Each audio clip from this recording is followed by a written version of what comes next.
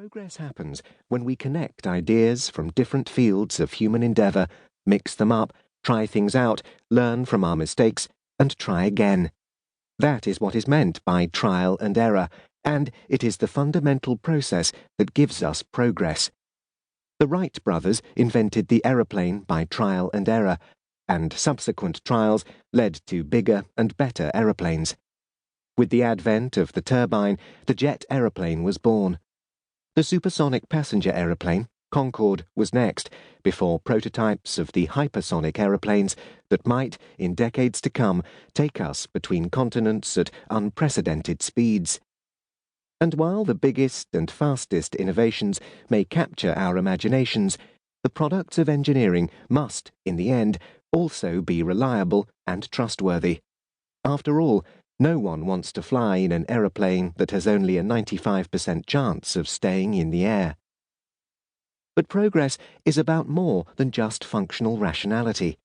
It is a human activity, and so it is also about beauty, art, and the irrational. For example, the bullet train exists because Japan wanted to create a modern impression while hosting the 1964 Olympic Games. At the start of the 20th century, gasoline-fueled automobiles became the popular choice because they conveyed a more masculine image than the electric-powered alternatives. In London, there is a bridge that, rather than lifting to let boats pass, rolls up into a ball.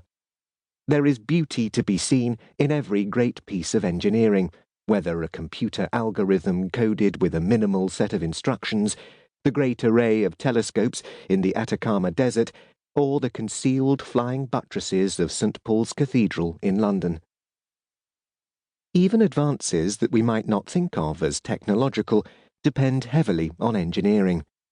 The steady march of democracy would have faltered at the very beginning without the invention of reliable techniques with which to record laws and tally votes. How much difference could Martin Luther King Jr., Emmeline Pankhurst, and the other great champions of humanistic values have made without the microphones, radio broadcasts, and newspapers that amplified their messages and showed the world that there was another way? Without the engineered means to apply, distribute, and pass it on to future generations, knowledge is impotent. It is an exaggeration to claim that engineering was solely responsible for all these advances, but its critical role is too often overlooked. When it is done well, engineering produces innovations that allow us to solve our problems and improve our well-being, while expending less effort and cost. However, if we want to advance civilization, we must strike a balance between the drive to innovate and the need to preserve a stable society.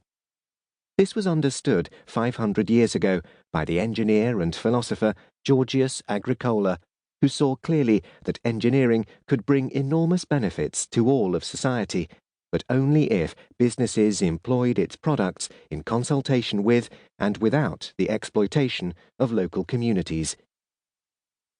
He summed this up by writing that good men employ them for good, and to them they are useful. The wicked use them badly, and to them they are harmful. That remains true today. The way people choose to use an innovation will determine its impact on society. But every engineered product will also generate its own set of consequences, both intentional and unintentional, as well as constructive and destructive. The same engineering that produces drones that deliver medicines to remote and disease-stricken communities also produces drones that are used in assassinations. Genetic engineering will cure some diseases, but it could also produce new pathogens. Opioid painkillers can relieve suffering, but can also cause addiction. Open communication and connectivity have allowed us to be expansive in our access to data and the use of it, but have also permanently weakened our ability to keep things private. Since the discovery and large-scale manufacture of penicillin, antibiotics have saved billions of lives, but their indiscriminate use has led to the appearance of drug-resistant bacteria, which, if not eliminated, will cause great suffering.